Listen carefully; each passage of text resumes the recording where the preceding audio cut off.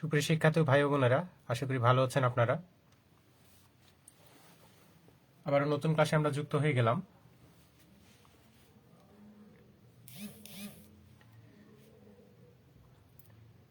নন major রসায়ন 2 এর আমরা নবম অধ্যায় পড়ছিলাম,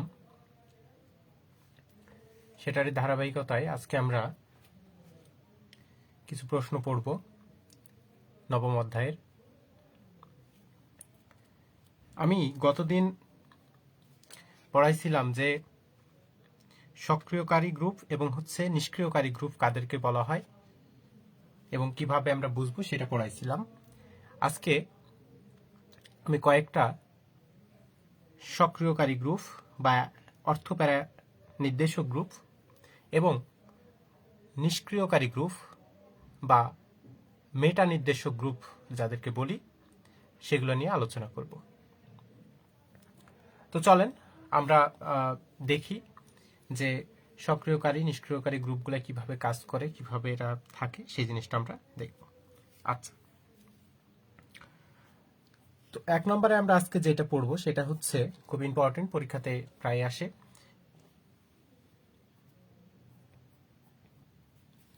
এই মূলকটার নাম হচ্ছে মিথাইল মূলক, ঠিক আছে, CH3। এই CH3 এই মিথাইল মূলক পরীক্ষাতে আসবে যে মিথাইল মূলক কি একটা, এটি একটি অর্থপ্যারা, এটা একটা কি অর্থপ্যারা বা অ্যাক্টিভিটিং, কি বলা হয় এটাকে, অ্যাক্টিভিটিং। অ্যাক্টিভ মানে হচ্ছে সক্রিয়, তো সেটা ইংলিশ হচ্ছে অ্যাক্টিভিটিং, অ্যাক্টিভিটিং গ্রুপ।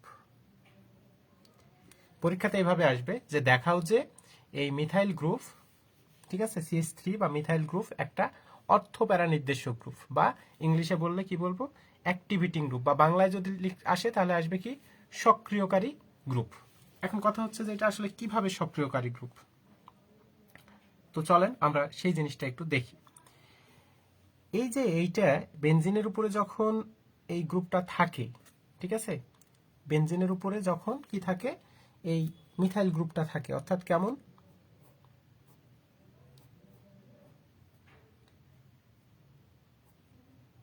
এইটা যদি একটা বেনজিন হয়, এর উপরে কি আছে, এই CH3 আছে, তখন এই যৌগটার নাম কি হয়, তখন এই যৌগটার নাম হয়ে যায় হচ্ছে টলুইন। কি নামের, টলুইন, ঠিক আছে, এই যৌগটার নাম হচ্ছে টলুইন। তাহলে এই বেনজিনের উপর যখন এই মিথাইল গ্রুপ থাকে তখন এই যৌগটার নাম হয়ে হচ্ছে টলুইন। তো এই টলুইনে এই যে গ্রুপ, এটা হচ্ছে এখানে কি বলা হয়, এটাকে কার্যকারী মূলক বলা হয়। তো এই কার্যকারী মূলকটাকে কি বলা হচ্ছে, এটা একটা সক্রিয়কারী গ্রুপ। অর্থাৎ কেন সক্রিয়কারী গ্রুপ, মেন কথা হচ্ছে যে এই বেনজিন চক্রের মধ্যে ইলেকট্রন দিবে। আমি গতদিন দেখাইছি যে যারা বেনজিন চক্রে ইলেকট্রন দেয় তারা হচ্ছে সক্রিয়কারী, যারা এখান থেকে নিয়ে নেয় তাদেরকে নিষ্ক্রিয়কারী গ্রুপ বলা হয়। এখন প্রশ্নটা হচ্ছে যে এ আসলে কিভাবে দিবে, এটাই আমাদেরকে এখন আমরা দেখব, ঠিক আছে। এবং এ হচ্ছে এই অর্থপ্যারা বলার কারণ হচ্ছে যে এই বেনজিনের যখন ইলেকট্রোফাইলটা এখানে, ইলেকট্রোফাইলের সাথে যখন যুক্ত হবে এটা, সেটা হবে কোথায় কোথায়, ইলেকট্রোফাইলটা এখানে আক্রমণ করবে এর দুই অবস্থানে। এই এক হচ্ছে এরকম অর্থ অবস্থান যেটাকে বলছি, এই অবস্থানে একটা, আর একটা হচ্ছে প্যারা অবস্থান। এই যে এইটা আমি গতদিন দেখাইছি যে অর্থ অবস্থান কোনটা, মেটা অবস্থান কোনটা, প্যারা অবস্থান কোনটা, ঠিক আছে। আগের ক্লাস যারা করছেন তারা নিশ্চয়ই বুঝতে পারবেন। আচ্ছা, তো এখন এইটা কিভাবে এর ভিতরে ইলেকট্রন দিবে, এর ভিতরে কিভাবে ইলেকট্রন দিবে, চলেন এখন সেই ক্রাইটেরিয়াটা দেখি। তাহলে এটা হচ্ছে কি টলুইন, ঠিক আছে। আচ্ছা, সবগুলোতে এরকম কিন্তু উপমুখী তীর চিহ্ন ব্যবহার করতে হবে। হ্যাঁ, এই টলুইনটাকে আমরা একটু ভেঙে লিখবো কিভাবে।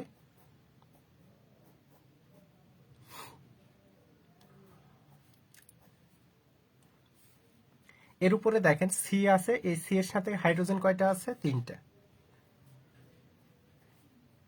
1 2 3টা হাইড্রোজেন লিখলাম, ঠিক আছে। খুব মনোযোগ সহকারে বুঝবেন, সবগুলা কিন্তু প্রায় একই জিনিস। হ্যাঁ, একটা যদি এটাকে বলা হয় রেজোন্যান্স, কি বলা হয় এটাকে, রেজোন্যান্স, ঠিক আছে, এটাকে বলা হয় রেজোন্যান্স। এই রেজোন্যান্সটা যদি খুব ভালো করে বোঝেন তাহলে আশা করি যে একটা রেজোন্যান্স বুঝলে বাকি আরো যেগুলো পড়াবো সবগুলো রেজোন্যান্সই বুঝতে পারবেন, ঠিক আছে, কি প্রক্রিয়ায় রেজোন্যান্সটা হয়। আচ্ছা, তাহলে এটাকে জাস্ট এই যে এই জিনিসটাকে আমি এভাবে লিখতে পারি যে কার্বন, 3 পাশে 3টা হাইড্রোজেন, ঠিক আছে। ওকে, এখন প্রথম ধাপে কি হবে? প্রথম ধাপে যেটা হবে সেটা হচ্ছে এই যে আমরা তো প্রথমে বললাম যে এই এই গ্রুপ থেকে ইলেকট্রনটা কার ভিতরে আসবে? বেনজিন চক্রের মধ্যে আসবে। তাহলে বেনজিন চক্রের মধ্যে যখন আসবে তখন তখন কি হবে? তখন হচ্ছে যে এই যে এইখানে এই একটা হাইড্রোজেন একটা হাইড্রোজেন তখন এখান থেকে আলাদা হয়ে যাবে। কারণ হচ্ছে যে এইখানে এটা হাইপার কনজুগেশন। আমি পরে একটা ক্লাসে ওই দশম অধ্যায় যেটা পড়াইছিলাম, ওই দশম অধ্যায়ে আমি পড়াইছি যে হাইপার কনজুগেশন জিনিসটা কি, ঠিক আছে। আগের একটা ক্লাসে পড়াইছি যে হাইপার কনজুগেশন জিনিসটা কি।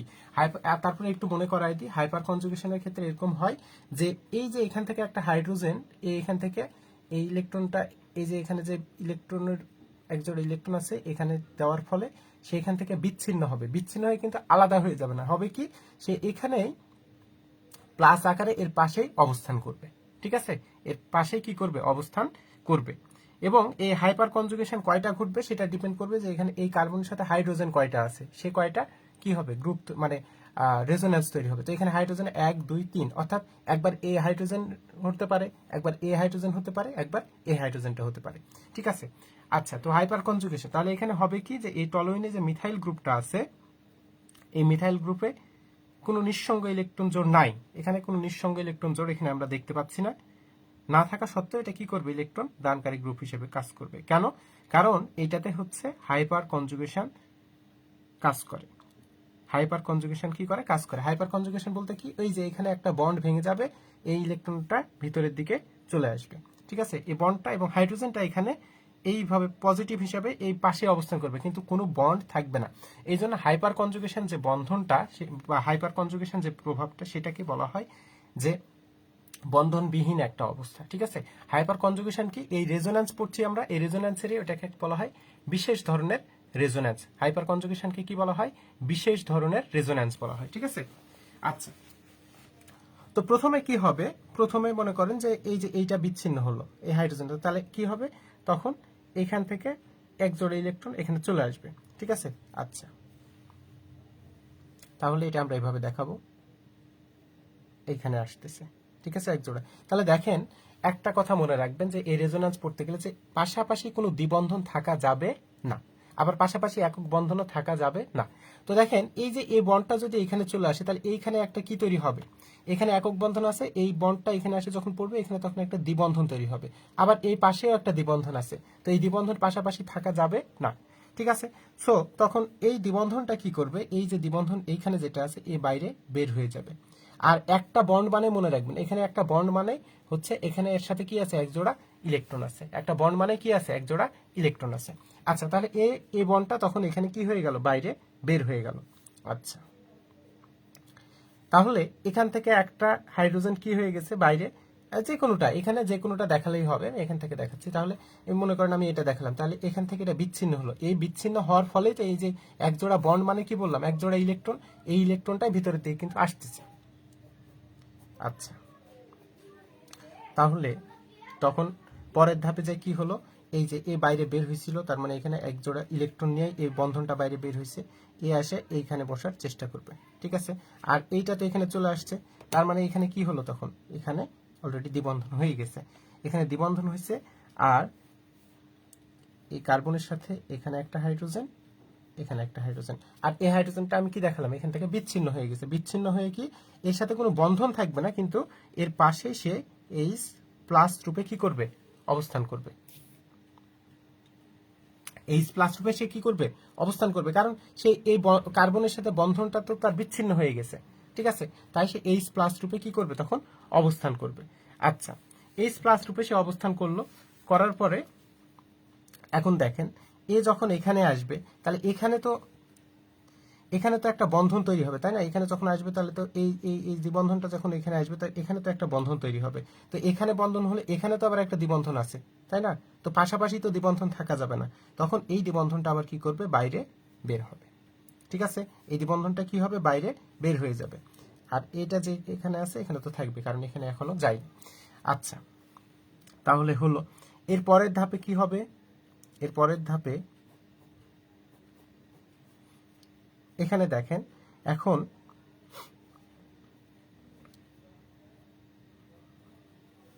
এই যে এখানে আমরা এখন কি দেখাবো, এখানে হচ্ছে এই যে কার্বন, এর সাথে তাহলে একবার হাইড্রোজেনটা কোথায় দেখালাম, এইটা দেখালাম। এরপরে এই যে এইখানে আমি বললাম কি যে একবার এই হাইড্রোজেন হবে, একবার এই হাইড্রোজেনের হাইপার কনজুগেশন ঘটবে, একবার এই হাইড্রোজেনের ঘটবে। তাই প্রথমে আমি কোন হাইড্রোজেনটা বিচ্ছিন্ন দেখাইছি, এই যে এইটা।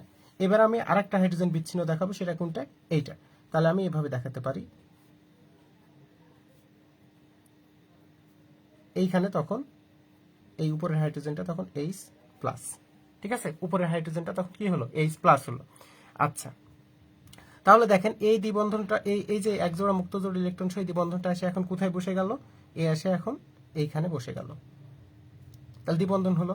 এখন এই বের হয়ে গেল, কারণ এখানে তো পাশাপাশি দ্বিবন্ধন রাখা যাবে না, তখন এই যে আগের মতো এক জোড়া মুক্ত জোড় ইলেকট্রন নিয়ে এ বসে গেল।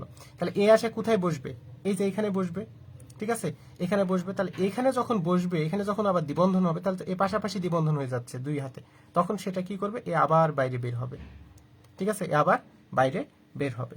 আচ্ছা হলো, এবার তাহলে কি হবে, এবার পরের ধাপে এদিকে তো ঠিক থাকলো, এদিকে আর কোনো কাজ নাই, এ আসে এই পরের ধাপে আসে, এ কি হচ্ছে, এখানে বসছে, এখানে দ্বিবন্ধন হলো। তাহলে এ আবার এই যে আগের মতো এক জোড়া মুক্ত জোড় ইলেকট্রন নিয়ে কি হলো, বাইরে বের হলো, হয়ে কোথায় এসে বসার চেষ্টা করবে, এইখানে, ঠিক আছে, এখানে বসবে।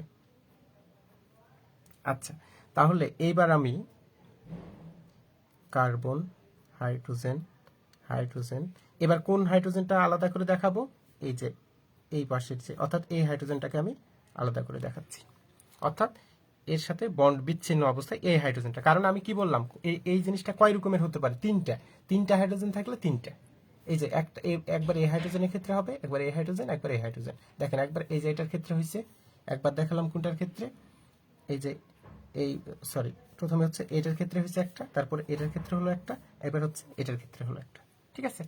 আচ্ছা, তাহলে পরের ধাপে এটা হলো। তো এখন এই যে এখানে যখন এইটা এসে দ্বিবন্ধন বসবে, তার মানে এখানে কি হবে, একটা দ্বিবন্ধন হবে।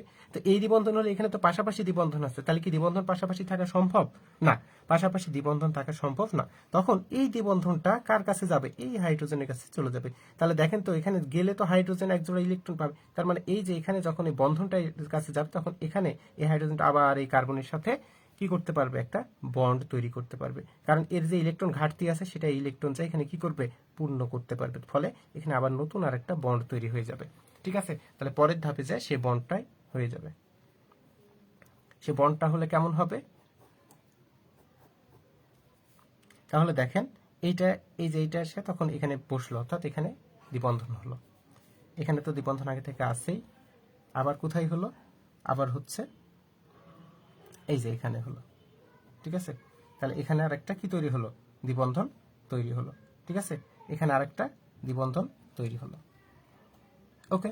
তাহলে এই যে নতুন ভাবে নতুন দ্বিবন্ধন হচ্ছে, ঠিক আছে, নতুন করে এখানে আরেকটা কি তৈরি হলো, দ্বিবন্ধন হলো। তাহলে এ আরেক আবার কি হলো, নতুন বন্ড ফিরে পেল, ঠিক আছে, নতুন বন্ড ফিরে পেল, অর্থাৎ সি এইচ এইচ এইচ, অর্থাৎ এই যে এখানে যে ফর্মটা ছিল ঠিক এই ফর্মে চলে আসলো না, ঠিক সেই ফর্মে চলে আসছে। তাহলে দেখেন এটা তো বেসিক ফর্ম, এটার সাথে এদের সম্পর্ক করার দরকার নেই। আপনি যখন শুরু করবেন, মূলত খাতাতে আপনি পরীক্ষাতে যেটা লিখবেন এটা লেখার দরকার নেই, আপনি এখান থেকে শুরু করবেন। তাহলে আমি এটা জাস্ট টলোইন দেখালাম। এখানে রেজোন্যান্সটা হয়েছে, আমি এটা কিভাবে বুঝবো, এটা বোঝার উপায় হচ্ছে দেখেন এইখানে এটা তো প্রথম, যদি আমি এটাকে 1 নম্বর দিই, এটা 2 নম্বর, এটা হচ্ছে 3 নম্বর, এটা 4 নম্বর, আর এটা হচ্ছে 5 নম্বর। দেখেন এটা হচ্ছে আমার একদম স্টার্ট ছিল, শুরু ছিল, সেই ক্ষেত্রে তখন দ্বিবন্ধনগুলো আমার কোন কোন পজিশনে ছিল, এখানে একটা দ্বিবন্ধন, এখানে একটা দ্বিবন্ধন, এখানে একটা দ্বিবন্ধন। ঠিক শেষ যখন হলো, অর্থাৎ এইটা 5 নম্বর ফর্মে আসলো, যখন শেষ হলো যখন, তখন দেখেন তো তার ঠিক উল্টা জায়গাগুলোতে দ্বিবন্ধন হয়েছে না, মানে এখানে যে জায়গাগুলোতে দ্বিবন্ধন ছিল না, এখানে আসে ঠিক সেই জায়গাগুলোতেই দ্বিবন্ধন হয়েছে। এটাই হচ্ছে রেজোন্যান্স। ওই যে আমি দেখাইছিলাম যে বেনজিনের আমরা স্ট্রাকচার কিভাবে বুঝবো, যে বেনজিনের আসলে সঠিক গঠন কোনটা, যে এই যে এখানে এইটা নাকি এইটা, এই দুইটার মধ্যে কোন স্ট্রাকচারটা সঠিক? আসলে আমি এটা বলছিলাম যে এই দুইটা স্ট্রাকচারই সঠিক, এটাও সঠিক, এটাও সঠিক। এটা কিভাবে হয়? এই যে এই এই ইলেকট্রনগুলো সবসময়, এই দ্বিবন্ধনগুলো সবসময় এভাবে কি হচ্ছে, চক্রাকারে আবর্তন করছে, করার ফলে এই যে এইভাবে আবর্তন করার ফলে এখানে আসতেছে। ঠিক আছে, তাহলে দেখেন এই প্রথম স্ট্রাকচারটাতে দ্বিবন্ধন যেখানে ছিল, ঠিক এটা আবর্তিত হওয়ার ফলে আসে কি হলো, এই স্ট্রাকচার যেটা সর্বশেষ স্ট্রাকচার হলো, সেখানে দ্বিবন্ধনগুলো জাস্ট তার উল্টা উল্টা জায়গাগুলোতে হলো, এখানে ছিল না, এখানে আসে এখানে হয়েছে। ঠিক আছে, এখানে হয়েছে। তো অতএব এই স্ট্রাকচারও সঠিক, এই স্ট্রাকচারও সঠিক। এটা বোঝানোর জন্য যে এইটা সমস্যার সমাধান করার জন্য যে আমি, আপনি তো বলতে পারেন যে ভাই আমি এটা নিলে সমস্যা কি, না সমস্যা নাই, এটা নিলে সমস্যা কি। এটা বোঝানোর জন্য বিজ্ঞানী কাকুল নামের একজন বিজ্ঞানী তিনি বললেন যে আসলে এই সমস্যা যেন সমাধান হয়, সমস্যা যেন না থাকে, তাই দেখবেন যে বেঞ্জিনের মধ্যে এরকম গোল্লা দেওয়া থাকে, এরকম গোল চক্র দেওয়া থাকে। কেন? এটার দ্বারা বোঝায় যে ইলেকট্রনটা বেঞ্জিনের যে কোনো জায়গাতে যে কোনো সময় থাকতে পারে, অর্থাৎ এখানেও থাকতে পারে, এখানেও। সেই জন্য তিনি গোল চিহ্ন দিয়ে বোঝালেন যে যে কোনো জায়গাতে এটা থাকার পসিবিলিটি আছে। আশা করি বুঝতে পেরেছেন। তাহলে আমরা এখান থেকে এই যে মিথাইলের ক্ষেত্রে অর্থাৎ CH3 এর ক্ষেত্রে যে একটা অর্থ প্যারা নির্দেশক বা অ্যাক্টিভিটিং, তাহলে এইভাবে রেজোন্যান্স হচ্ছে। ঠিক আছে, এভাবে এই মিথাইল গ্রুপটা কি করছে, চক্রের ভিতরে ইলেকট্রনগুলা সরবরাহ করছে, করে ইলেকট্রন বলা, এই যে বেঞ্জিনে যে পাই ইলেকট্রনগুলো আছে, পাই ইলেকট্রনের সাথে রেজোন্যান্স করছে, এইটাই হচ্ছে রেজোন্যান্স। ঠিক আছে, এই যে এভাবে ইলেকট্রনগুলো ভিতরের দিকে আসলো, এই যে প্রত্যেকটা স্ট্রাকচার তৈরি হচ্ছে, এগুলাকে কি বলা হচ্ছে, রেজোন্যান্স। এবং এতে করে এই বেঞ্জিন চক্র, এই যে বেঞ্জিন চক্র যেটা, এটা সক্রিয়তাটা কি হচ্ছে, সক্রিয়তাটা বৃদ্ধি পাচ্ছে। ঠিক আছে, সক্রিয়তাটা বৃদ্ধি পাচ্ছে। এতে বেঞ্জিন বলয়ের সক্রিয়তা বৃদ্ধি পায়, তবে কি হয়, সেটা তুলনামূলকভাবে কম। কারণ কি? কারণ হচ্ছে এই যে মিথাইল যেটা বলছি, এই মিথাইল একটা দুর্বল সক্রিয়কারী গ্রুপ। কি ধরনের গ্রুপ? এটা একটু মনে রাখতে পারেন যে এই মিথাইলটা একটা, এই বেঞ্জিন চক্রের সক্রিয়তা বৃদ্ধি করে, কিন্তু এটা একটা দুর্বল সক্রিয়কারী গ্রুপ। ঠিক আছে, দুর্বল সক্রিয়কারী গ্রুপ। তাহলে এটা অ্যাক্টিভিটিং গ্রুপ, সেটা আমি বুঝতে পারলাম। এখন এখানে কথাটা হচ্ছে যে এটাকে বলছি আমি অর্থ প্যারার নির্দেশক গ্রুপ। এটাকে কি বলছি? অর্থ প্যারার। তাহলে এটা যে সক্রিয়কারী গ্রুপ সেটা আমি বুঝতে পারলাম। এখন বা অ্যাক্টিভিটিং গ্রুপ, এখন এটাকে অর্থ প্যারা নির্দেশক কেন বলা হচ্ছে? চলেন এইটার এবার প্রুফটা আমরা দেখি। অর্থ প্যারা বুঝতে মানে বোঝার খুব সহজ, এখান থেকে আমরা বুঝতে পারবো অর্থ প্যারা। দেখেন তো, এই যে স্ট্রাকচারগুলো আমরা পাইছি এখান থেকে, এটা তো কোনো নেগেটিভ নাই। আপনি এখান থেকে যদি দেখেন, ঠিক আছে, আপনি যদি এখান থেকে দেখতে শুরু করেন যে কোন কোন পজিশনগুলোতে কি আছে, এই কি বলে, ঋণাত্মক অবস্থান আছে। ঋণাত্মক অবস্থান কোন কোন জায়গাতে আছে দেখেন তো। একটা হচ্ছে এই জায়গাতে, একটা হচ্ছে এই জায়গাতে, একটা হচ্ছে এই জায়গাতে। তাহলে এই তিনটা জায়গার নাম কি? আমি গতদিন দেখাইছিলাম, আবার একটু দেখাই। যে একটা যদি বেনজিন হয়, এখানে যদি কার্যকারী গ্রুপ মনে করেন এক্স আছে, তাহলে এর সাথে, এই কার্যকারী গ্রুপের সাথে এই দুইটা অবস্থানকে কি বলা হয়? এটা একটা অর্থ, এটা অর্থ। এই দুইটাকেও কি বলা হয়? অর্থ। এইটা ঠিক এই যে গ্রুপ থাকে তার ঠিক বিপরীত দিকেরটাকে বলা হয় প্যারা। কি বলা হয়? প্যারা। আর এই যে দুইটা গ্রুপ, এই দুইটাকে বলা হয় মেটা। কি বলা হয়? মেটা। ঠিক আছে, তাহলে এই যে এখানে যে ঋণাত্মক গুলা হয়েছে কোন কোন অবস্থানে হয়েছে, তাহলে এই যে অর্থ অবস্থান, তাহলে এটা একটা অর্থ অবস্থান, এটা একটা অবস্থান অর্থ। আর এটা কি অবস্থানে? এটা হচ্ছে এই যে প্যারা অবস্থানে। তাহলে কোন কোন জায়গাতে হয়েছে? ঠিক অর্থ আর এই প্যারা অবস্থানে ঋণাত্মক চার্জটা আসছে। কোনো কোনো এই যে যে স্ট্রাকচারগুলো পাইছি, কোনোটা আর কি এই অবস্থানে আসছে ঋণাত্মক চার্জ? দেখেন তো, না আসেনি। সো ওইটা প্যারা এখানে, মেটাটা এখানে কার্যকারী না। তাহলে এখন কেন এটা ঋণাত্মক হলে কি ঋণাত্মক, এটাকে তাহলে কেন অর্থ প্যারা নির্দেশক বলবো? এটা যখন এই এই যে এই অবস্থানগুলো যখন কার সাথে, ইলেকট্রোফাইলের সাথে, অর্থাৎ এই মিথাইল গ্রুপটা যখন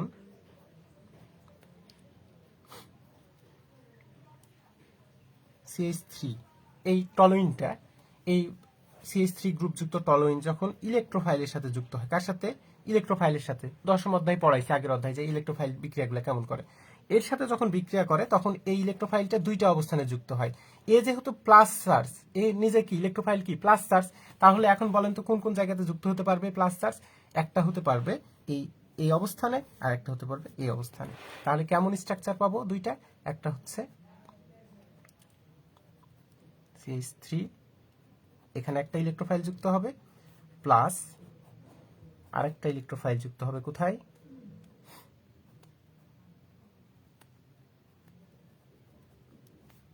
এই যে দুইটা স্ট্রাকচার পাবো, এটাকে বলা হয় অর্থযৌগ। যেহেতু অর্থ অবস্থানে ইলেকট্রোফাইল যুক্ত হয়েছে, এটাকে বলা হয় প্যারা যোগ।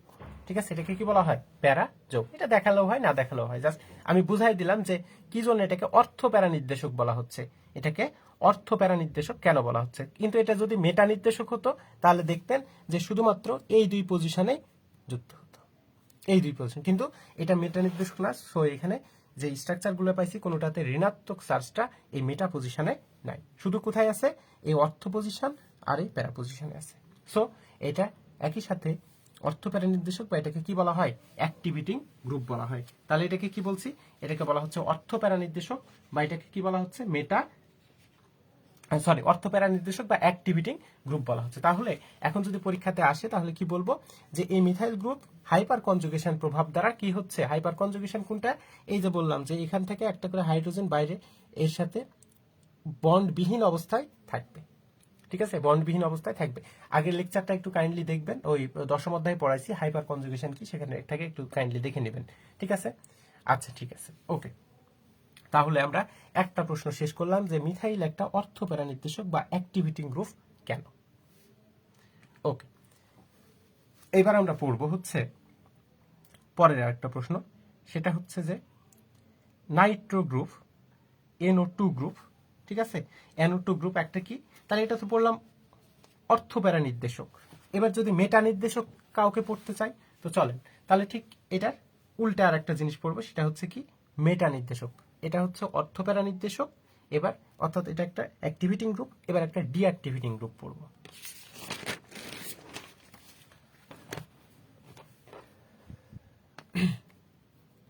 আপনারা যারা ক্লাস করছেন একটু কাইন্ডলি আমাকে জানান যে ক্লাসটা বুঝতে পারছেন কিনা, আমাকে ঠিক শোনা যাচ্ছে কিনা, বা ক্লাস যতটুকু এখন পর্যন্ত পড়ালাম সেটা বুঝতে পারছেন কিনা, একটু কমেন্ট করে জানালে ভালো হয় আর কি। ওকে, তাহলে এবার আমরা কি পড়ব, নাইট্রো। ঠিক আছে, এই নাইট্রো একটি কি গ্রুপ, মেটা নির্দেশক।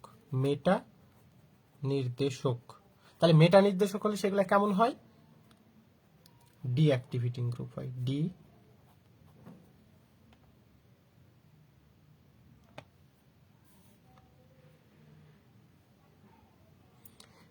ভাই এখন আপনি বইয়ের কমেন্ট করে লাভ কি, আপনি এটা আমাকে ইনবক্সে জানাবেন যে কোন বই কিনবেন বা কি। আপনাকে এখন ক্লাস দেখছেন, ক্লাসের বিষয়ে আপনি প্রশ্ন করেন যে আপনি ক্লাসটা আমার শুনতে পাচ্ছেন কিনা, বা ক্লাসটা আপনি হচ্ছে বুঝতে পারছেন কিনা।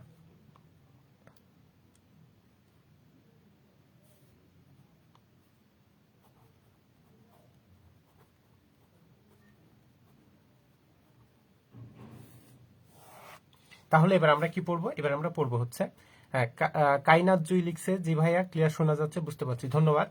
ঠিক আছে, তাহলে মনোযোগ সহকারে এবার পরের প্রশ্নটা আমরা দেখি। প্রথমটা যদি বুঝতে পারেন, আমি প্রথমেই ক্লিয়ার করছি যে একটা যদি আপনি ক্লিয়ারলি বোঝেন তাহলে এগুলো আর বুঝতে অসুবিধা হওয়ার কথা না, একই একই বিষয়। আচ্ছা, তাহলে এবার আমরা যে প্রশ্নটা পড়ব সেটা কি, সেটা হচ্ছে যে নাইট্রো গ্রুপ একটা মেটা নির্দেশক গ্রুপ। আমি গতদিনও পড়াইছি যে আপনি কিভাবে বুঝবেন, অনেক সময় যদি না বলে আপনাকে যে এই নাইট্রো গ্রুপটা, NO2 গ্রুপ একটা মেটা নির্দেশক গ্রুপ বা ডিঅ্যাক্টিভিটিং গ্রুপ, কিভাবে বুঝবেন, আমি গতদিন শিখাইছি যে ওই যে এই নাইট্রোজেন আর অক্সিজেন গ্রুপ, আগের ক্লাসটা দেখবেন, যদি একই সাথে থাকে তখন সেটা মেটা নির্দেশক হবে। ঠিক আছে, আগের ক্লাস যারা করছেন তারা নিশ্চয়ই চিনে গেছেন যে কারা মেটা নির্দেশক। নাইট্রোজেন অক্সিজেন যদি একই সাথে থাকে তাদেরকে আমরা মেটা নির্দেশক গ্রুপ বলতে পারি। সালফার থাকলেও সেটাও হয় কিন্তু মেটা নির্দেশক। আচ্ছা, তাহলে এবার চলেন, এবার আমরা এই নাইট্রো মূলকটা একটা যে মেটা নির্দেশক গ্রুপ বা বেনজিন বলয়কে সে নিষ্ক্রিয় করে সেটা কিভাবে, চলেন এটা এবার আমরা দেখি। তাহলে এইটা যদি এখানে একটু আগে দেখাই যে এই বেনজিনের উপরে যখন NO2 গ্রুপ থাকে, এই যৌগটার নাম কি বলেন তো, একটু কমেন্ট করে আমাকে জানান যে এই যে বেনজিনের উপরে নাইট্রো গ্রুপটা যখন থাকছে, নাইট্রো গ্রুপটা যখন থাকছে তাহলে এটা এটা কি ধরনের গ্রুপ। বেনজিনের উপরে যখন নাইট্রো গ্রুপটা থাকছে তাহলে এটা কি ধরনের গ্রুপ,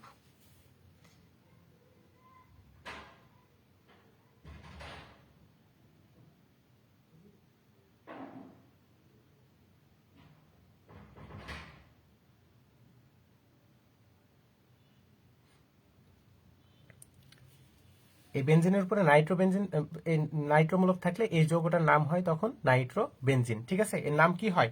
এর নাম হয় নাইট্রোবেনজিন। ঠিক আছে, আমি পড়াইছি যে নাইট্রেশন বিক্রিয়া করলে, বেনজিনকে নাইট্রেশন বিক্রিয়া করালে কি হয়? নাইট্রোবেনজিন তৈরি হয়। আচ্ছা, তাহলে এখন এটার থেকে আমরা প্রমাণ করব যে এটা একটা বেনজিনটা একটা কি ধরনের গ্রুপ? ডিঅ্যাক্টিভেটিং গ্রুপ। হ্যাঁ, একজন লিখছে নাইট্রোবেনজিন, আফসানা জামান, ধন্যবাদ। হ্যাঁ, নিষ্ক্রিয়কারী গ্রুপ, অবশ্যই নিষ্ক্রিয়কারী গ্রুপ। তাহলে এটার থেকে এতটুকু তো আমরা বুঝতে পারছি যে এর কি করবে? বেনজিন বলয় থেকে ইলেকট্রনগুলো তার নিজের দিকে নিয়ে নিবে। ঠিক আছে, বেনজিন বলয় থেকে ইলেকট্রনগুলো কি করবে? তার নিজের দিকে নিবে। আচ্ছা, তো এখন কিভাবে নিবে চলুন সেই ক্রাইটেরিয়াটা, সেই প্রসেসটা আমরা একটু দেখার চেষ্টা করি। এই নাইট্রোবেনজিনটা একটা কি? Electron আকর্ষী group. সে এই বেনজিন বলয় থেকে ইলেকট্রনগুলো তার নিজের দিকে নিবে, দিয়ে এই বেনজিনের ইলেকট্রন ঘনত্বটা হ্রাস করে দিবে। ঠিক আছে, আচ্ছা, তাহলে প্রথম যেখান থেকে আমাদের শুরু করতে হবে, আমি আগে স্ট্রাকচারগুলো আঁকাইনি, তাহলে একসাথে বোঝাতে সুবিধা হবে।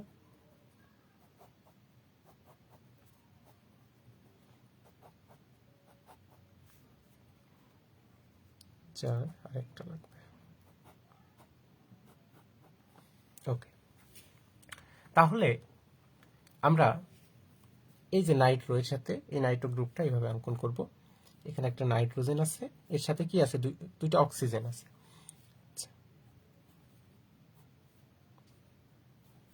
এইভাবে আমরা লিখতে পারি। তাহলে কি হলো? এই যে এইখানে এই নাইট্রোজেনের মাথার উপরে প্লাস, আর এইখানে অক্সিজেনের কয়টা হাত? দুইটা, কিন্তু এখানে একটা, তাই এর মাথার উপরে কি হবে? একটা ঋণাত্মক। আর এই যে দুইটা, এই যে শেয়ার একজোড়া মুক্ত, একজোড়া যে একটা দ্বিবন্ধন আছে, এই দ্বিবন্ধন থেকে অক্সিজেনের একটা ধর্মই কি জানেন? অক্সিজেন যেহেতু এর থেকে বেশি ইলেকট্রোনেগেটিভ, এই শেয়ারকৃত ইলেকট্রন সে তার নিজের দিকে নিয়ে নিবে, এই শেয়ারকৃত বন্ধনটা তার নিজের দিকে নিয়ে নিবে। নিয়ে তাহলে এই যখন এর নিজের দিকে নিয়ে নিবে, এটা এরপরে কিভাবে এটা আসলো? কারণ হচ্ছে এই যে এটা আগে দেখায় তাহলে বুঝবেন। এটা হয় না, কারণ এবার তো আগে যেটা দেখালাম, টলুইনের ক্ষেত্রে যেটা দেখালাম, এখানে তার উল্টাটা না। কেন উল্টা? যে আগেরটাতে ভিতর থেকে ইলেকট্রন, ভিতরের দিকে ইলেকট্রন দিচ্ছিল, এর জন্য ওটা কোথায় আসছিল? এই দিক থেকে, ভিতর থেকে এদিকে আসছিল। এবার যাচ্ছে এই দিক থেকে এইদিকে। ঠিক আছে, তাহলে এই দিক থেকে যাচ্ছে, তাহলে এই কি হলো? প্লাস। আচ্ছা, ভালো কথা। পরের ধাপে যে কি হবে তাহলে, এখান থেকে যখন এটা চলে গেল, তাহলে এখানে ইলেকট্রন ঘাটতি হলো না? এই যে এই বন্ধনটা যখন এখান থেকে ভেঙে গেল, তাহলে এখানে ইলেকট্রন ঘাটতি, তাহলে এখানে কি তৈরি হবে? এখানে প্লাস চার্জ তৈরি হবে। এখানে কি তৈরি হবে? প্লাস চার্জ তৈরি হবে। আচ্ছা, এখানে তখন এখানে এটা যখন আসলো, তাহলে নাইট্রোজেনের সাথে এখানে কি তৈরি হবে? একটা দ্বিবন্ধন তৈরি হবে। এখানে কি তৈরি হবে? দ্বিবন্ধন তৈরি হবে। ওকে, তাহলে দ্বিবন্ধন যখন তৈরি হলো, তখন নাইট্রোজেন, তারপরে প্লাস, এই যে প্লাস, আর এই অক্সিজেন কি করছে? এই অক্সিজেন একটা এই যে বন্ধন নিয়ে নিছে, নিয়ে তার মাথার উপরে ঋণাত্মক চার্জ তৈরি হয়ে গেছে। এটা নিয়ে নেওয়া মানে কি? কার উপরে ঋণাত্মক মানে কি? তার এক জোড়া ইলেকট্রন বেশি আছে, এটা। আর এই অক্সিজেনের তো আগে থেকে বেশি আছে, তাহলে এ হচ্ছে আগে থেকে ঋণাত্মক অবস্থায় আছে। তাহলে এখন এই দুইটা অক্সিজেনে কি হয়ে গেল? ঋণাত্মক হয়ে গেল। ঠিক আছে, দুইটা অক্সিজেন ঋণাত্মক হলো। এবং নাইট্রোজেনের এখানে কি হলো? এখানে ছিল একক বন্ধন, এখন এই যে এখানে দ্বিবন্ধন তৈরি হলো। আর এখানে কি কি তৈরি হয়েছে? প্লাস চার্জ তৈরি হয়েছে। আচ্ছা বলেন তো, এটা কোন অবস্থানে প্লাস চার্জটা তৈরি হয়েছে? এই অবস্থানটাকে কি বলবো? এই অবস্থানটা অবশ্যই একটু আগে দেখে আসলাম, এটা একটা অর্থ অবস্থান। এটা একটা কি অবস্থান? অর্থ অবস্থান। আচ্ছা, অর্থ অবস্থানে প্লাস চার্জ তৈরি হয়েছে। তাহলে এখানে তো তখন কি হয়ে গেল? একক বন্ধন হয়ে গেল। এখানেও তো একক বন্ধন আছে। তো আমি কি বললাম? প্রথমেই বলছি যে পাশাপাশি একক বন্ধন থাকা যাবে না, আবার পাশাপাশি দ্বিবন্ধনও থাকা যাবে না। তখন এই যে এখানেও যেহেতু একক বন্ধন, এখানেও একক বন্ধন, এখানেও একক বন্ধন, এই একক বন্ধন দূর করার জন্য তখন এই যে এইখানে যে এক জোড়া মানে দ্বিবন্ধনটা ছিল, সে কি করবে? সে এখানে লাভ দিবে, এখানে আসার চেষ্টা করবে, এইখান থেকে যাই এই ঘাটতিটা পূরণ করার চেষ্টা করবে। আচ্ছা, এখানে একটা দ্বিবন্ধন থাকলো। ঠিক আছে, তাহলে এ যখন এখান থেকে এখানে যাবে, তাহলে তো এখানে তখন ইলেকট্রন ঘাটতি, এখানে আবার কি হবে? মানে একক বন্ধন হবে, এখানেও একক বন্ধন হবে। তাহলে পরের ধাপে যে এখানে দ্বিবন্ধন হলো, এখানে যে দ্বিবন্ধন তৈরি করলো। এখন উপরে আর কোনো কাজ আপাতত নাই, উপরে এই ধাপে উপরে যা আছে তাই থাকবে। প্লাস মাইনাস ঋণাত্মক। আচ্ছা, তাহলে দেখেন এইবার এ যখন এখান থেকে চলে আসলো, তাহলে এই যে এই বন্ধনটা এই হাত আর এই হাত এই দুইটা এবার কি হয়ে গেছে, সিঙ্গেল হয়ে গেছে না? তাহলে এই সিঙ্গেলকে দূর করার জন্য এই যে এখানে যদি বন্ধনটা ছিল, ঠিক আছে, এখানে যদি বন্ধনটা ছিল অর্থাৎ এইটা, এ কি করবে, আবার এইখানে আসার চেষ্টা করবে। ঠিক আছে, এখানে সে আসার চেষ্টা করবে, কারণ এখানে আসলে তখন তো একটা পরে আবার একটা কি হবে, পাশাপাশি তো, কারণ এখানে তো এ যখন এখানে আসলো তখন তো পাশাপাশি কি হয়ে গেছে, একক বন্ধন হয়ে গেছে না? হ্যাঁ, কিন্তু এই পাশাপাশি তো একক বন্ধন থাকা যাবে না। তাহলে এই পাশাপাশি যখন সে এখান থেকে যখন এখানে চলে আসবে, তাহলে এখান থেকে যখন পরের ধাপে কি হবে, এখানে আসলো, এখানে তো একটা দ্বিবন্ধন আছে, তাহলে এখান থেকে আসার ফলে এখানে একটা ইলেকট্রন ঘাটতি হলো না? এই অবস্থান থেকে যখন সে চলে আসলো, তাহলে এখানে কি হচ্ছে, এখানে ইলেকট্রন ঘাটতি, তাহলে এখানে কি হচ্ছে, একটা প্লাস চার্জ তৈরি হচ্ছে। ঠিক আছে, আবার এখান থেকে যখন এ চলে গেছে, এই যে এ যখন এখান থেকে চলে গেছে, তাহলে এখানেও তো ইলেকট্রন ঘাটতি হয়েছে, তাহলে এখানেও একটা কি হবে, এই ধাপে একটা প্লাস চার্জ তৈরি হবে। তাহলে দেখেন এখানে একটা প্লাস হলো, আবার এখানে একটা প্লাস হলো, এ যখন এই যে এটা যখন এই দ্বিবন্ধনটা যখন এখানে এসে পড়লো পরের ধাপে, তখন এখানে একটা প্লাস হলো। এখন একটা জিনিস খেয়াল করেন তো, এই যে প্লাসগুলো হলো কোন কোন জায়গাতে হলো, একটা এই অর্থ অবস্থানে হলো, প্যারা অবস্থানে হলো, এটাও তো একটা অর্থ অবস্থান, এখানেও একটা অর্থ অবস্থান। তাহলে অর্থ অবস্থানগুলোতে কি তৈরি হলো, প্লাস চার্জ তৈরি হলো। অর্থ অবস্থানগুলোতে প্লাস চার্জ তৈরি হলো। কারো উপরে প্লাস চার্জ তৈরি হওয়া মানে কি সেখানে ইলেকট্রনের ঘাটতি থাকে নাকি ইলেকট্রন বেশি থাকে? বিষয়টা বোঝেন যে কারো উপরে প্লাস চার্জ থাকে মানে সেখানে ইলেকট্রনের ঘাটতি থাকে। তাহলে ইলেকট্রন বেশি আছে কোথায়? অবশ্যই অবশ্যই মনে রাখতে হবে যে এই অবস্থানগুলোতে ইলেকট্রন বেশি আছে। আর এই অবস্থানটাকে কি অবস্থান বলি আমরা? একটু বলেন তো, এই যে আমি যে লাল দাগ দিলাম, এই অবস্থানগুলোকে আমি কি অবস্থান বলবো বলেন, একটু কমেন্ট করে জানান।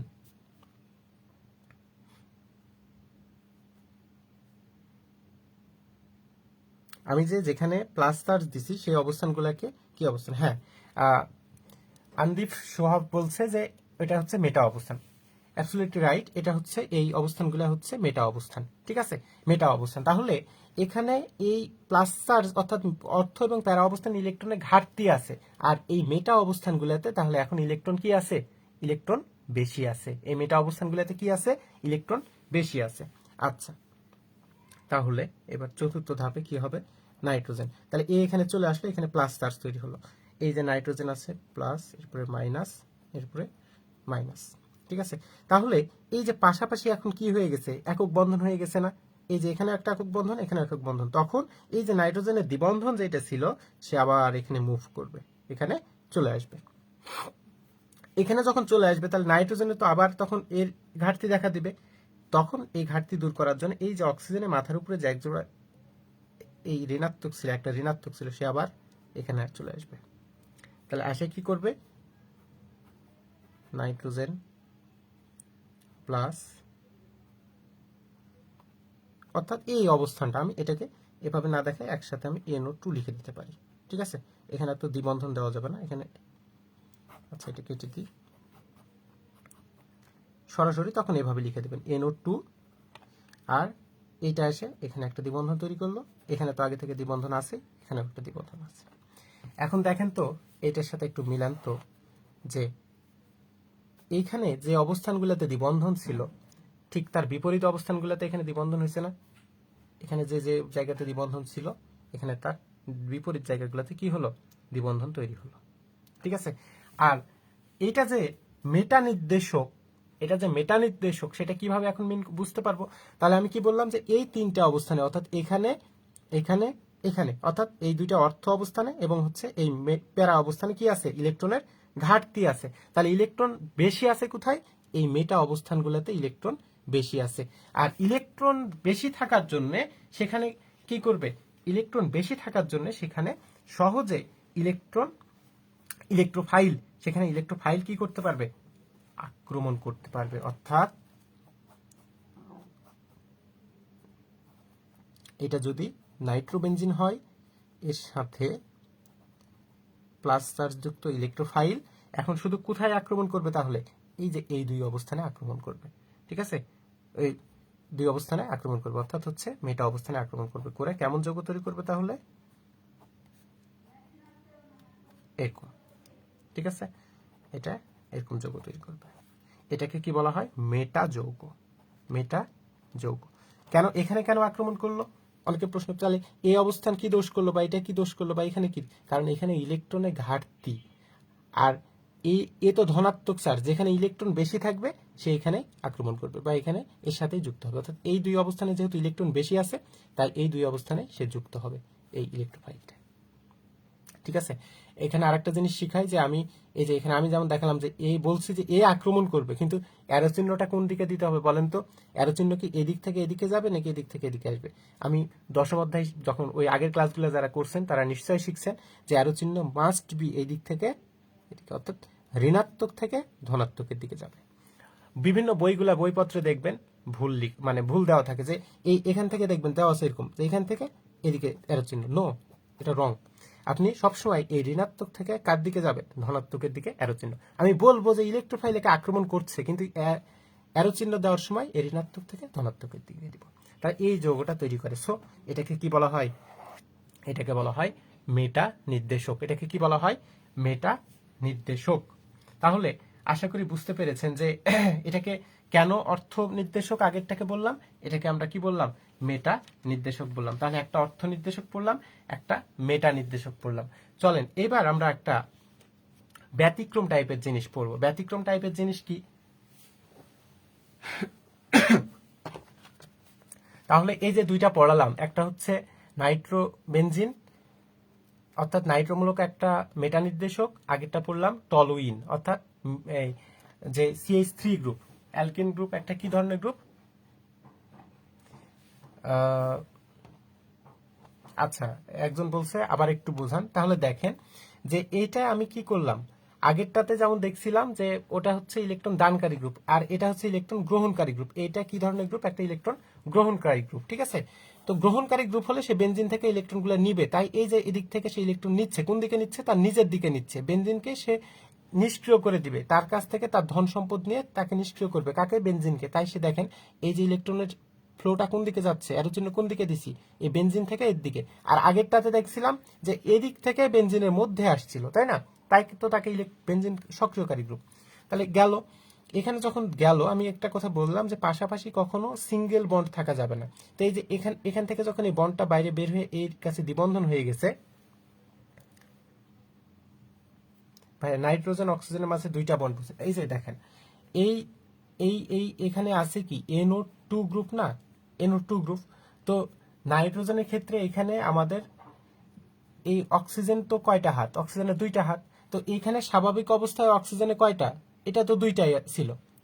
তাই এর স্বাভাবিক প্রথম যখন লিখলাম তখন এর উপরে কি কোনো প্লাস মাইনাস আছে? নাই। কিন্তু এর উপরে একটা মাইনাস আছে, কেন? কারণ এখানে তো আমাদের এই অক্সিজেনের হাত হওয়ার কয়টা কথা? কয়টা? দুইটা। কিন্তু না হয়ে এখানে আছে কয়টা? এই অক্সিজেন শুধু একটা নাইট্রোজেনের সাথে যুক্ত আছে না, তাই এর উপরে একটা ঋণাত্মক আছে, ঠিক আছে, ঋণাত্মক আছে। আর এই যে এখানে যেহেতু পরের ধাপে যে কি করলো, এই যে শেয়ারকৃত বন্ডটা এই মানে এই যে দুইটা দ্বিবন্ধন আছে, একটা দ্বিবন্ধন আছে, এই দ্বিবন্ধনের মধ্যে থেকে একটা অক্সিজেন নিয়ে নিল, কারণ অক্সিজেন হচ্ছে একটা তড়িৎ ঋণাত্মক মৌল। অক্সিজেন কি ধরনের মৌল? তড়িৎ ঋণাত্মক মৌল। সে সবসময় শেয়ারকৃত ইলেকট্রনগুলো তার নিজের দিকে নিতে চাই, এটাই তার ধর্ম। তাহলে এ যখন নিয়ে নিল তখন এই যে এর উপরে ঋণাত্মক চার্জ তৈরি হলো। আর এখানে ছিল একক বন্ধন, এই যে একজোড়া এই একটা দ্বিবন্ধন এখানে যাওয়ার ফলে এই নাইট্রোজেনের পরের গুলো থেকে দেখেন সবগুলোতে কি হয়েছে? দ্বিবন্ধন তৈরি হয়েছে। এবার কি আপনি অক্সিজেন নাইট্রোজেনের যে ব্যাপারটা কিভাবে এখানে এভাবে আমি লিখছি সেটা বুঝতে পারছেন আশা করি। তারপরে কি হলো?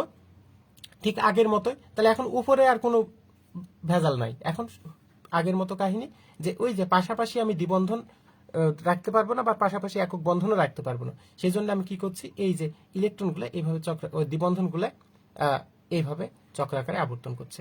একবার কি হলো, এই যে এখানে যেটা ছিল সেটা এখানে আসলো, তাহলে এর ঘাটতি পূরণ করার জন্য এই যে এখানে দ্বিবন্ধনটা আবার এখানে লাভ দিল, ঠিক আছে। যখন এখানে আসলো তাহলে এই দুইটা ফাঁকা হয়ে গেল, একক খাত হলো এখানে আর এখানে। তাই আবার এই যে দ্বিবন্ধন নাইট্রোজেনের যে দ্বিবন্ধন এইটা এবার এখানে আসলো, এটা যখন এখানে আসলো তাহলে এখানে এই যে দ্বিবন্ধন তৈরি হয়ে গেল, তাহলে এই দ্বিবন্ধন ফলে এই আবার আগের অবস্থায় চলে আসলো। আশা করি বোঝা গেছে। ওকে, তাহলে আমরা কি দেখলাম? আমরা দেখলাম যে হচ্ছে এই নাইট্রোমূলক একটা মেটা নির্দেশক গ্রুপ, বা এটাকে কি বলা হয়? ডিঅ্যাক্টিভিটিং গ্রুপ বলা হয়। ঠিক আছে, এটাকে কি বলা হয়? ডিঅ্যাক্টিভিটিং গ্রুপ বলা হয়।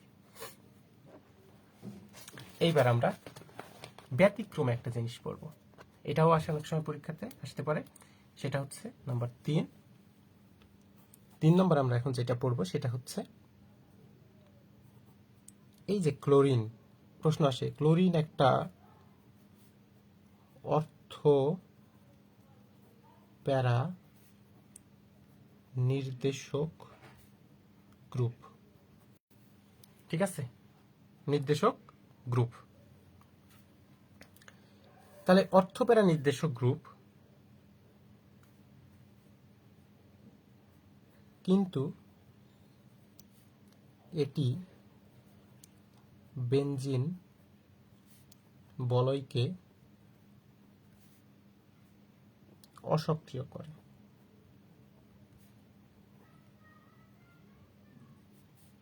তাহলে এতক্ষণ যে কথাগুলো বললাম তার বিপরীত হয়ে গেল না এটা? আমরা আগেরগুলো দেখলাম যে যে গ্রুপগুলো অর্থপ্যারা নির্দেশক তারা বেনজিন বলয়কে, বা অ্যাক্টিভিটিং গ্রুপ, তারা বেনজিন বলয়কে সক্রিয় করছে। যারা মেটা নির্দেশক বা ইনঅ্যাক্টিভ গ্রুপ তারা বেনজিন বলয়কে নিষ্ক্রিয় করছে। কিন্তু আমরা প্রথমে একে বলছি যে এটা অর্থপ্যারা নির্দেশক গ্রুপ বা সক্রিয়কারী গ্রুপ, কিন্তু এটা দিন শেষে কি করছে? অসক্রিয় করছে।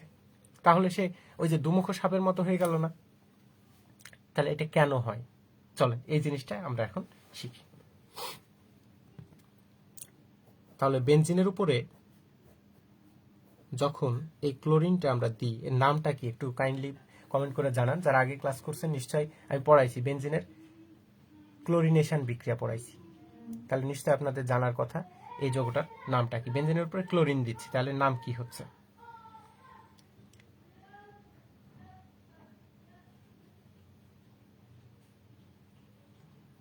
হ্যাঁ, কাইনাত জুই লিখছে ক্লোরোবেনজিন। ইয়েস, এটার নাম হচ্ছে ক্লোরোবেনজিন। এই ক্লোরোবেনজিন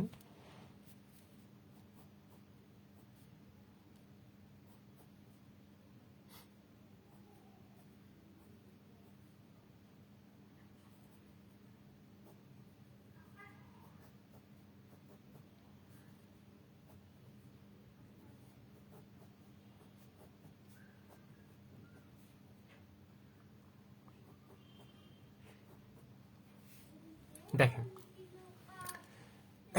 এখানে আমরা জানি যে এই ক্লোরিনের উপরে এভাবে মুক্ত জোড় ইলেকট্রন থাকে। কি থাকে? মুক্ত জোড় কিছু ইলেকট্রন থাকে। ঠিক আছে, মুক্ত জোড় ইলেকট্রন থাকে। এই মুক্ত জোড় ইলেকট্রনগুলা সে বেনজিন বলয়ে কি করতে পারে? দান করতে পারে। এখানে দুইটা জিনিস আমি লিখতেছি একটু পরে। দেখেন, এখানে দুইটা কাহিনী হয়। এক নম্বর কাহিনী হচ্ছে সে এই বেনজিন, এই ক্লোরিন কি করে? ঋণাত্মক আবেশীয় প্রভাবের মাধ্যমে বলয় থেকে ইলেকট্রন নেয়। কি করে? ঋণাত্মক আবেশীয় প্রভাব, এই প্রভাবে ইলেকট্রন গ্রহণ করে। আর দুই নম্বর যেটা করে সেটা হচ্ছে যে ধনাত্মক রেজোন্যান্স প্রভাবে ইলেকট্রন দান করে। তাহলে দেখেন, এই দুইটা কাজ করছে না একই সাথে? দুইটা কাজ করছে। একটা হচ্ছে ঋণাত্মক আবেশীয় প্রভাবের মাধ্যমে সেই ইলেকট্রন এই বেনজিন চক্রের মাধ্যমে থেকে নিচ্ছে, আর এই ঋণাত্মক প্রভাবে, আর ধনাত্মক রেজোন্যান্স। তাহলে এটা হচ্ছে ঋণাত্মক আবেশীয় প্রভাব। ঋণাত্মক আবেশীয় প্রভাবকে আমি পড়াইছি, নিশ্চয় মনে আছে, যে যখন ইলেকট্রনগুলো তার নিজের দিকে নেয় তখন সেটাকে এই যে দেখাইছিলাম মিথাইল গ্রুপ, আর একটা হচ্ছে ক্লোরিন দিয়ে দেখাইছিলাম। আর ধনাত্মক রেজোন্যান্সের মাধ্যমে সে কি করছে? আবার ইলেকট্রন দান করছে। তাহলে সে গ্রহণও করছে আবার দানও করছে। কিন্তু দিন শেষে এইটার যে অর্থাৎ ধনাত্মক রেজোন্যান্স যেটা, সেটা দুর্বল। মনে করেন কাউকে, এই বেনজিনকে সে এই ক্লোরিন দান করছে 5টা ইলেকট্রন। কয়টা দিচ্ছে? মনে করেন আমি 5টা দিলাম, আর 5টা দিয়ে সে আবার নিয়ে দিচ্ছে 5টা, কিন্তু সে এই ঋণাত্মক আবেশীয় প্রভাবের মাধ্যমে গ্রহণ করছে 10টা। ঠিক আছে, তার মানে ব্যাপারটা হলো আপনি কাউকে দিচ্ছেন 5 টাকা কিন্তু তার কাছ থেকে নিয়ে নিচ্ছেন 10 টাকা। তো এই ক্লোরিনের ক্ষেত্রেও তাই হয়। ঠিক আছে, মূলত এটাই হচ্ছে কারণ। তাহলে দিন শেষে তখন যেহেতু 5টা করে দিচ্ছি কিন্তু 10টা করে নিচ্ছি, এ করতে করতে মনে করেন এর মধ্যে আসেই 20টা, একবার দিচ্ছি 5টা 25টা হলো, কিন্তু আমি যখন নিচ্ছি তখনই 10টা নিয়ে নিচ্ছি, ফলে দিন শেষে এটা অসক্রিয় হয়ে যায়, ইনঅ্যাক্টিভ হয়ে যায়। তাহলে মনে থাকবে যে কয়টা কারণ? 2টা। সে ঋণাত্মক আবেশীয় প্রভাবে ইলেকট্রন গ্রহণ করে, এটা বেশি অ্যাক্টিভ বলে এই দিন শেষে এটা নিষ্ক্রিয় হয়ে যায়। কিন্তু সে দিচ্ছেও তো, ইলেকট্রন দানও করছে, তাই এটাকে অর্থপ্যারা বলতে পারছি, কিন্তু দিন শেষে সে অসক্রিয় করে দিচ্ছে। কেন? কারণ তার ঋণাত্মক আবেশীয় প্রভাবের শক্তিটা বেশি। ঠিক আছে, ওকে। তাহলে দেখেন কি হবে এখন। এই যে এক জোড়া ইলেকট্রন এখানে আসলো, তাহলে এক জোড়া ইলেকট্রন আসা মানে কি এখানে একটা বন্ড তৈরি হবে।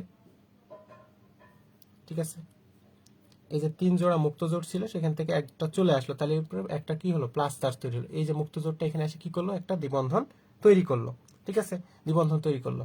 আচ্ছা, দ্বিবন্ধন যখন এখানে তৈরি হলো, তাহলে এই যে এই দ্বিবন্ধনটা কি থাকবে বলেন তো? না, কারণ এখানে আর এখানে পাশাপাশি তো দ্বিবন্ধন সম্ভব না। তখন এই দ্বিবন্ধনটা বাইরে বের হয়ে যাবে। কিভাবে? ওই যে একটু দেখালাম একটু আগে, এসে এখানে বসার চেষ্টা করবে।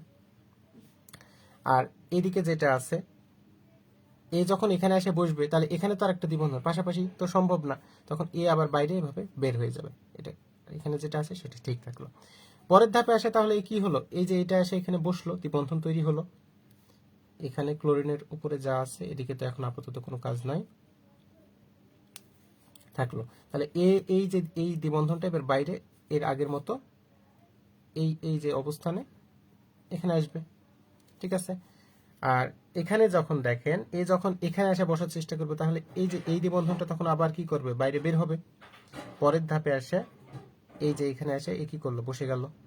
ঠিক আছে, এ আসে এখানে বসে গেল। আর এ আসে কি হবে? এই তো এখানে আসেই। আর এই যে এটা যখন বাইরে, তখন পরের ধাপে এভাবে দেখাবো আমরা। আর উপরে কি ছিল? দ্বিবন্ধন সিএল। এবার দেখেন, তাহলে এ যখন আসে পরের ধাপে এখানে আসে বসবে, তাহলে এখানে দ্বিবন্ধন হলে এই যে পাশাপাশি তখন কি দ্বিবন্ধন সম্ভব? কারণ এটা যখন এখানে এসে বসবে, এখানে এইটা, তাহলে তো এখানেও দ্বিবন্ধন এখানেও দ্বিবন্ধন সম্ভব না, তখন এ আবার এই যে এখানে চলে যাবে। তাহলে এখানে যখন চলে যাবে, এখানে তো একটা প্লাস চার্জ ইলেকট্রন ঘাটতি ছিল, কারণ এক জোড়া ইলেকট্রন সে নিছিল, এক জোড়া ইলেকট্রন সেই এখানে দিছিল, দেওয়ার ফলে প্লাস চার্জ হয়েছিল। তাহলে এখানে দ্বিবন্ধন, এখানে তো দ্বিবন্ধন আছে, এইটা এখানে এসে পড়লো, তাহলে এখানে দ্বিবন্ধন হলো। আর এই যে এইটা এখানে চলে গেল, যে এই ক্লোরিনের উপরে যে 3 জোড়া মুক্ত জোড় ছিল, সেই 3 জোড়া আবার মুক্ত জোড় হয়ে গেল, এবং এখানে এটা তৈরি হলো। তাহলে দেখেন তো এর সাথে মিলান, যে এখানে যে অবস্থানগুলোতে দ্বিবন্ধন ছিল, এই লাস্ট যে আমরা স্ট্রাকচারটা পেলাম, সেখানে তার বিপরীত অবস্থানে ইলেকট্রনগুলো হলো না, এই দ্বিবন্ধনগুলো হলো। সো এ দেখেন প্রথমত ইলেকট্রন দিল কিসের মাধ্যমে? ধনাত্মক রেজোনেন্সের মাধ্যমে, কিন্তু সে আবার নিয়ে নিল ইলেকট্রন, দিন শেষে আবার তার কাছে ইলেকট্রন ফিরে চলে গেল না। এটা নেওয়ার প্রবণতাটা ওই যে বললাম, যে ঋণাত্মক আবেশীয় প্রভাব দ্বারা সে আবার ইলেকট্রনগুলো তার নিচের দিকে নিয়ে নিল। মূলত এই কারণেই এটা কি হয়? এটা হচ্ছে সে যেহেতু একবার ইলেকট্রন নিচ্ছে একবার ইলেকট্রন দিচ্ছে, কিন্তু দিচ্ছে মাত্র 5টা, আমি এটা 5টা কিন্তু বোঝানোর স্বার্থে বলতেছি। ঠিক আছে, 5টা দিচ্ছে, নিয়ে নিচ্ছে 10টা, ফলে ওভারঅল দিন শেষে এটা ইনঅ্যাক্টিভ হয়ে যায়, নিষ্ক্রিয় হয়ে যায়। ঠিক আছে, নিষ্ক্রিয় হয়ে যায়। তাই এটাকে কি বলা হচ্ছে? এটাকে বলা হচ্ছে অর্থপ্যারা নির্দেশক। এখন বলেন তো, আপনাদের কাছে প্রশ্ন, যে এটা কিভাবে বুঝবো আমি অর্থপ্যারা নির্দেশক? ওই যে আবার মিথাইল বেনজিনে চলে যান বা টলুইনে চলে যান, যে এই অবস্থান ঋণাত্মক হয়েছে না? তাহলে এখন যদি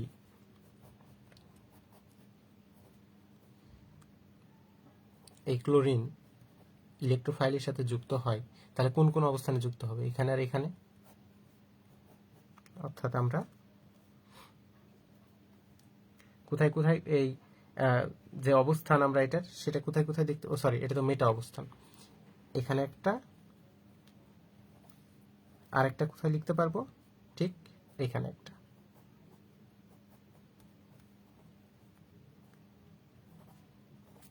তাহলে এটাকে কি বলবো? এটাকে বলবো হচ্ছে অর্থযৌগ, আর এটাকে বলবো প্যারা যোগ। তাই এটাকে অর্থ প্যারা বলতে পারবো, কারণ আমরা রেজোন্যান্স দেখছি যেখানে ঋণাত্মক হয়েছে, ঠিক আছে, ঋণাত্মক হয়েছে, সো এটা অর্থ প্যারা নির্দেশক। কিন্তু এই ঋণাত্মক আবেশীয় প্রভাবটা তার বেশি কার্যকর হওয়ার জন্য দিন শেষে সেটা এই বেনজিনকে সে কি করে দিচ্ছে, ইনঅ্যাক্টিভ করে দিচ্ছে, অসক্রিয় করে দিচ্ছে। তাহলে আশা করি বোঝা গেছে যে এই বেনজিন বলয়কে সক্রিয়কারী গ্রুপ এবং বেনজিন বলয় নিষ্ক্রিয়কারী গ্রুপ কোনগুলা, এবং এরা কিভাবে বেনজিন বলয়কে সক্রিয় করছে এবং নিষ্ক্রিয় করছে। ঠিক আছে, বেনজিন বলয় সক্রিয় এবং কিভাবে নিষ্ক্রিয় করছে। আপনাদের একটা হোমওয়ার্ক থাকবে, আপনারা এই হোমওয়ার্কটা বাসাতে আপনারা প্র্যাকটিস করবেন। ঠিক আছে, সেটা হচ্ছে যে, এবং বাসাতে প্র্যাকটিস করে যে মেসেঞ্জার গ্রুপটা আছে আমাদের, সেই মেসেঞ্জার গ্রুপে সবাই একটু পিকটা পাঠাবেন আর কি। ঠিক আছে, যে NH2 এটাকে বলা হয় NH2 বা অ্যামিনো গ্রুপ। ঠিক আছে, এই অ্যামিনো গ্রুপ আমি লিখে দিই যে এটা একটি অর্থপ্যারা নির্দেশক। এটা আপনাদের হোমওয়ার্ক থাকলো বাসাতে। এই তিনটা তো আমি তিনটা পড়াই দিলাম, এই তিনটা পড়ার পরে আপনারা এইটা প্র্যাকটিস করবেন এবং নিজেরা খাতাতে আমি যে এইভাবে রেজোন্যান্স দেখালাম, এই যে এইভাবে রেজোন্যান্স অঙ্কন করে ওই যে আমাদের গ্রুপ আছে ওখানে সবাই দিবেন আর কি। ঠিক আছে, যে অ্যামিনো গ্রুপ একটা অর্থপ্যারা নির্দেশক গ্রুপ। তার মানে কেমন হবে বলেন তো, এইটার ওই যে এই অবস্থানগুলো আর এই অবস্থানগুলোতে কি হবে, ঋণাত্মক চার্জ তৈরি হবে। ঠিক আছে, তাহলে আমি বলে দিই যে এইটা ঠিক ওই যে একটু আগে আমি যে প্রথম যেটা পড়ালাম ওই মিথাইল মূলকের মতো অনেকটা এটা আচরণ করে। তো সবাই ভালো থাকেন, সুস্থ থাকেন, আগামী ক্লাসে আবার কথা হবে। আল্লাহ হাফেজ।